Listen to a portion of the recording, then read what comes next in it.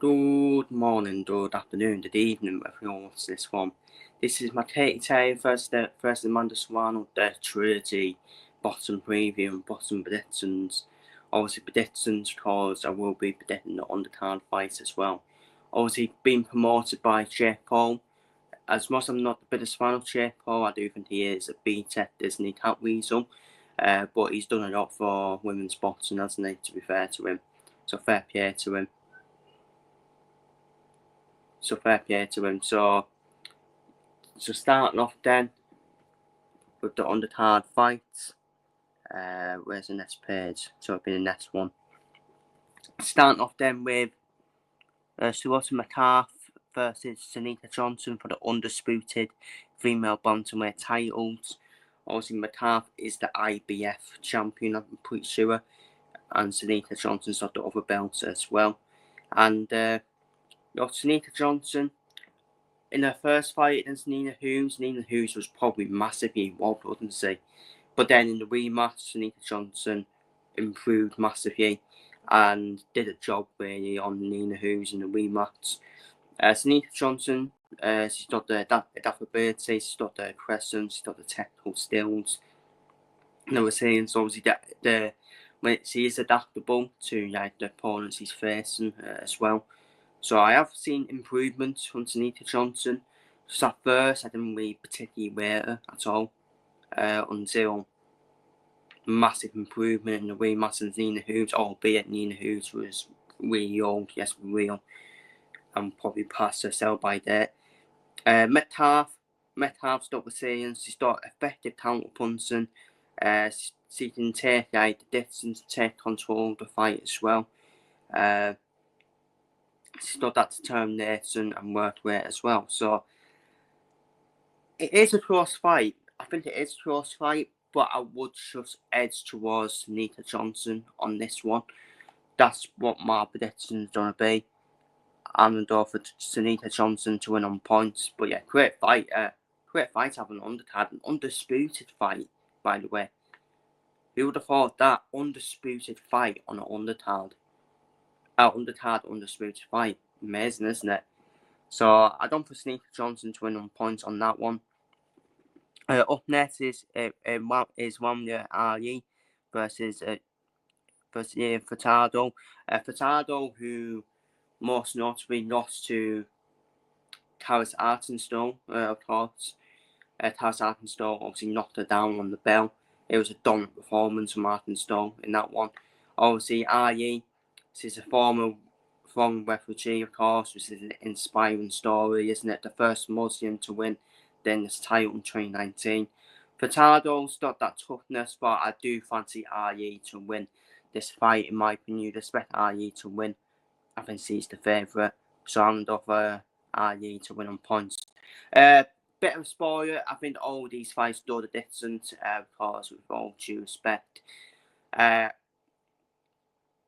it's not with all due respect, but it's unfortunately it's the women. The women aren't going to have that knockout power. When there is a knockout and stoppage, it is quite a surprise, isn't it? It is quite a surprise because it's basically not the same. Yeah, muscles, men, let's be real. So all these fights are definitely going to do the distance for me.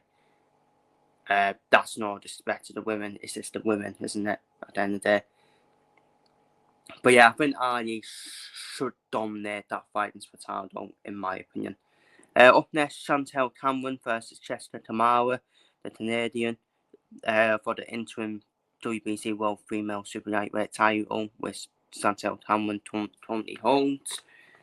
And Tamara, she's aggressive, she's dominant, and she's got that toughness, but she won't be dominant in this fight because Chantel Cameron for me is aggressive, relentless, mental strength, toughness, and Chantel Cameron's got the smart strategy as well, where she will control this fight, in my opinion. She's a former undisputed super lightweight champion as well, Chantel Cameron, as we all know, defeating Katie Taylor, then Katie Taylor then revenge in the rematch. But yeah, comfortable win for Chantel Cameron here. I really do think that. With all due respect to Jessica Tamara, it should be a dominant win for Chantel Cameron on points, in my opinion. And hopefully after this fight, we see Chantel Cameron finally get a big fight, get herself into a big fight. Whether Tate ends up vacating the belt after the Serrano 3 fight, where it could potentially be Tate's last fight in boxing, potentially. So Chantel Cameron could easily be elevated to WBC World Super Lightweight Champion. That's what could potentially happen. Or if Tate wants to continue, we'll probably see the Tate Chantel Cameron Trilogy fight as well, which will be Tate's last fight. I think that's the plan, isn't it, Tate? No matter what happens, then Serrano win, draw, or lose. I think Tate will still want that Trilogy fight with Chantel Cameron as well. To potentially have an island as well. So yeah, I think a dominant win for Chantel Cameron there, then stress Tamara.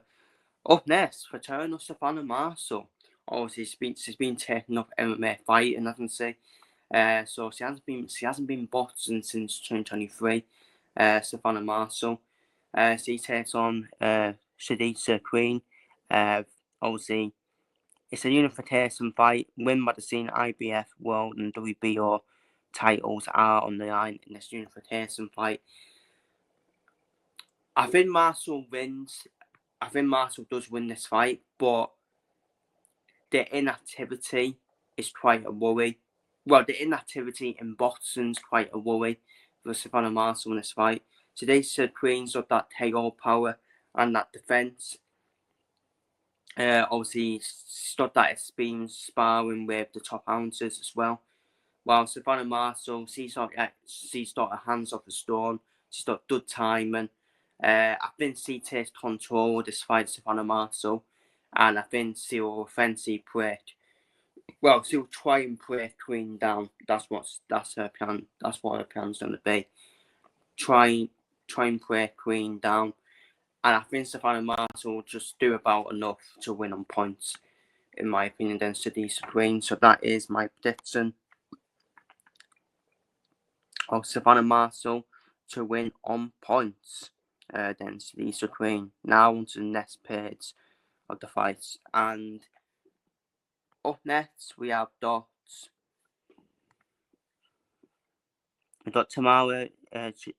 Chichibo versus Mary Casamassa, which is definitely 50-50 fight for me because it's Chico. She's got that intelligence, work ethic, discipline, resilience, well-rounded fighter. She's got that power, aggressive southpaw as well, even though she's only had 2 fights. She won gold at the 2022 World Championships as well. Obviously, she's a middleweight. This is at middleweight as well. Taskmaster, she's got that discipline. She's got discipline. She's a skilled fighter, versatility. She's adaptable as well. She's got a chin. She's got effective combinations as well. And she's been at the high level already in her career.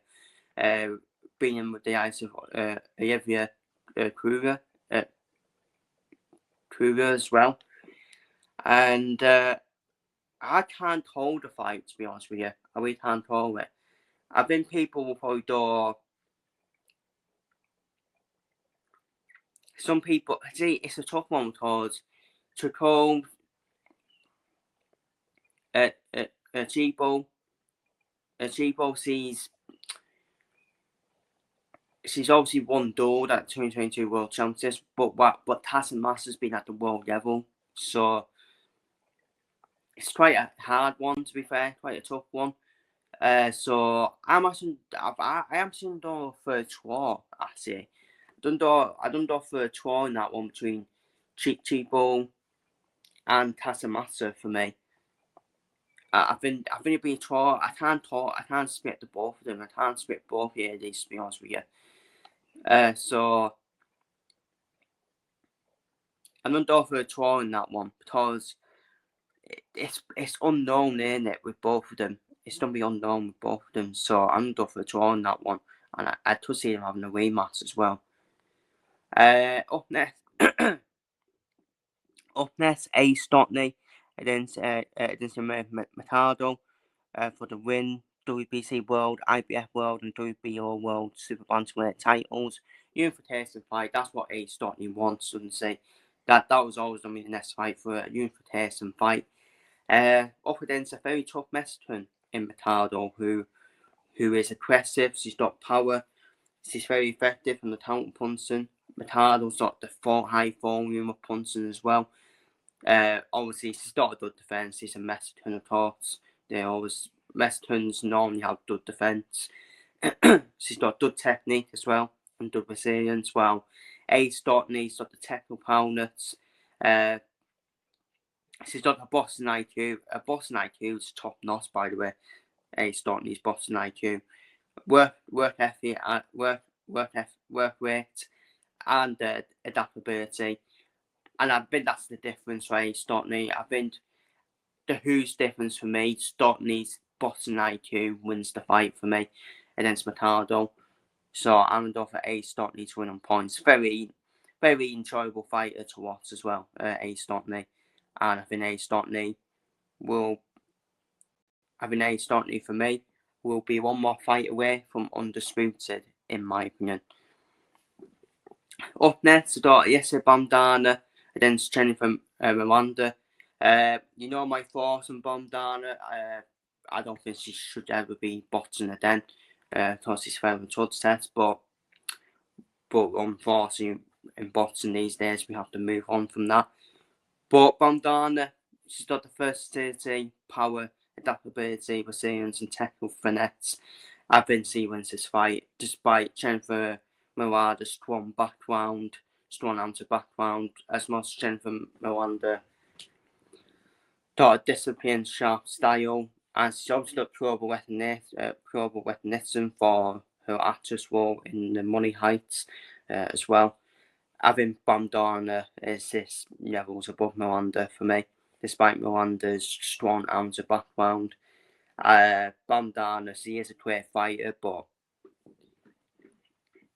unfortunately, I don't like fighters that fail touch tests, to be honest with you. But yeah, Bamdana's versatility, power, adaptability. I think it's made the adaptability and the technical finesse which will win Bamdana this fight for me, and win it comfortably for her on points, in my opinion. Now on to the main event, of course. Katie Taylor versus Amanda Serrano, the Trilogy. Let's go through their strengths first, then we'll deep dive into it.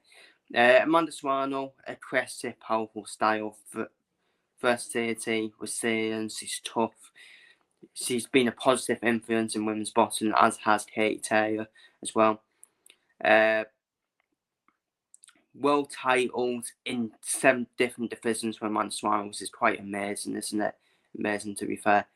Katie Taylor, she's relentless, isn't she? Work rate, adaptability, resilience, intelligence, very strategic as well. Gold medalist, world model for women's boxing by a country mile. Elevated women's boxing as well. Just her legacy, some be well remembered, isn't it, for Katie Taylor? Well remembered as well. As much as she does get criticised for the occasional headbutts during fights, she can be a bit of a dirty fighter, Katie Taylor, but at the end of the day, do all you can to win, isn't it? As much as I don't like it, that's why I didn't like Josh Warrington, to be honest with you. But do all you can to win, isn't it? At the end of the day. Some people like it, some people don't like it. I don't think Katie Taylor is as bad as Josh Warrington, though, let's be real, in terms of like the headbutts and all that. Katie Taylor, been a role model, hasn't she? What a legacy she's got as well. No matter what happens in the Trilogy as well. Did I want to see the Trilogy? Yeah, the first 2 fights were close. I actually didn't think Katie Taylor won any of them fights for me. She didn't on my card. I think I went for Serrano to win one of the fights on my card, and I think I went for a draw in the other one. I can't quite remember which one was a draw and which one I went for Serrano to win. I think it might have been the last fight I went for Serrano to win. I can't remember. Or it might have been a draw. No, sorry. The draw was the first fight, yeah. The draw. I went for a draw in the first fight. In terms of my store card, I stored it at draw. The last fight was just on the obviously the shambles circus of a Jake Paul versus Mike Tyson card. I actually did go for Serrano on my card, just edging it against Katie Taylor. But obviously Katie Taylor was won both fights.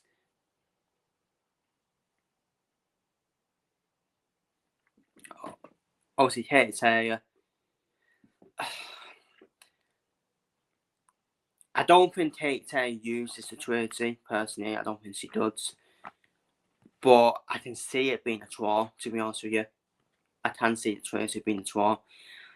It's maybe Serrano's best chance to beat Katie Taylor now, because you just wonder how much it took out of Katie Taylor, them two fights with Serrano, especially the last fight as well, because she was relentless, to be fair to Katie Taylor. She gave it everything, didn't she? You just wonder how much it took out of her as well.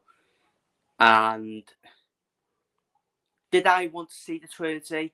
I personally didn't want to see the Trilogy because Katie Taylor was in the decision in both fights.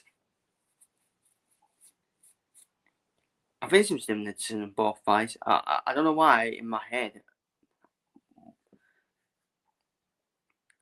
Or did the first fight end in the draw?